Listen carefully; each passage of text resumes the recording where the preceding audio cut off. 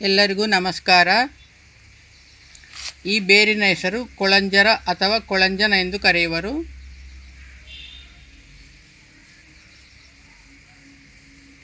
ಈ ಬೇರನ್ನು ಚೆನ್ನಾಗಿ ಕುಟ್ಟಿ ಪೌಡರ್ ಮಾಡಿ ಕೈಕಾಲುಗಳಿಗೆ ಉಜ್ಜಿಕೊಂಡರೆ ಕೈಕಾಲುಗಳಿಗೆ ಬರುವ ಜೂಮ್ ಹಿಡಿಯುವ ಸಮಸ್ಯೆ ದೂರವಾಗುತ್ತದೆ. ಮಳೆಗಾಲದಲ್ಲಿ ಬಾಣಂತಿಯರು ಮತ್ತು ವಯೋವೃದ್ಧರು ಹಳ್ಳಿಗಳಲ್ಲಿ ಈ ಬೇರನ್ನು ಬಳಸುತ್ತಾರೆ.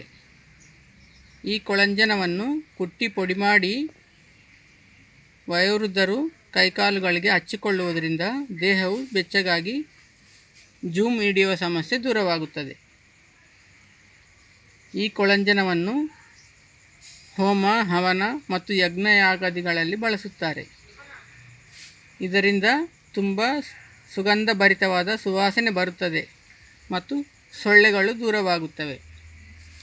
ಈ ಕೊಳಂಜನವು ಆಯುರ್ವೇದಿಕ್ ಅಂಗಡಿಗಳಲ್ಲಿ ಸಿಗುತ್ತದೆ ಮತ್ತು ಜಡಿಬುಟ್ಟಿ ಅಂಗಡಿಗಳಲ್ಲಿ ಸಿಗುತ್ತದೆ.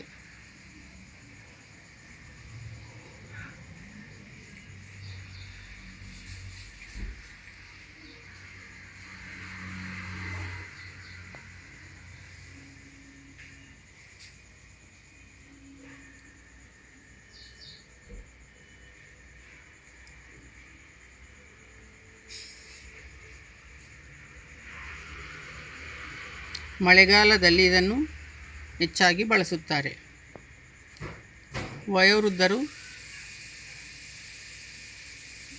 ಇದನ್ನು ಹೆಚ್ಚಾಗಿ ಬಳಸುತ್ತಾರೆ.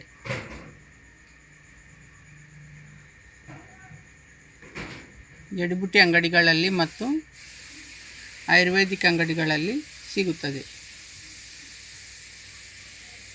ಕೊಳಂಜನ ಅಥವಾ ಕೊಳಂಜನ್ ಅಥವಾ ಕೊಳಂಜನಮು ಎಂದು ಕರೆಯುವರು.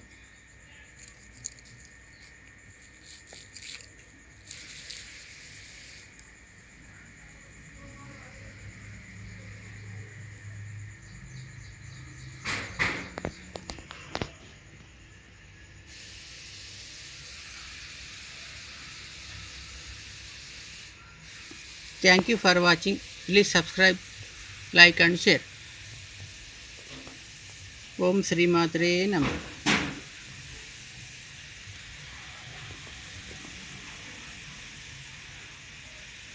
ಓಂ ಶ್ರೀ ವೈದ್ಯನಾರಾಯಣಾಯ ನಮಃ. ಓಂ ಶ್ರೀ ಧನ್ವಂತರದೇವಾಯ ನಮಃ.